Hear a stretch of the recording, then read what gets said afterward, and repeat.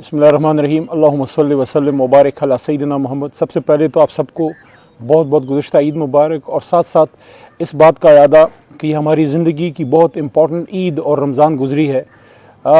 एक मौका मिलता है आपको ज़िंदगी में अपनी ज़िंदगी को एक मकसद देने का, और इमरान खान साहब ने वो मकसद पूरी कौम को दे दिया, और वो ये है कि हमने पाकिस्तान को हकीकी तौर पे आज़ाद करना है। कि पाकिस्तान के फ़ैसले किसी और मुल्क में नहीं होंगे, इस्लामाबाद अपना फ़ैसला इस्लामाबाद में करेगा। मेरा लीडर वो होगा जिसको अवाम वोट डालेगी, और अवाम की वोट की ताकत से उसकी हुकूमत ख़त्म होगी। कोई मुरासले से नहीं, कोई डिक्टेशन से नहीं, कोई रजीम चेंज से नहीं।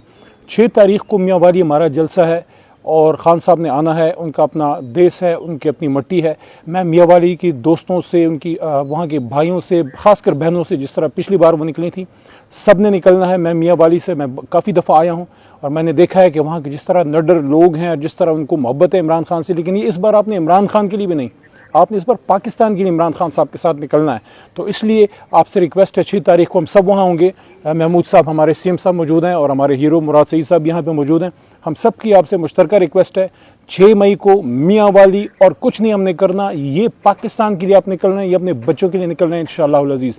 इमरान खान जिंदाबाद, पाकिस्तान पाइंदाबाद।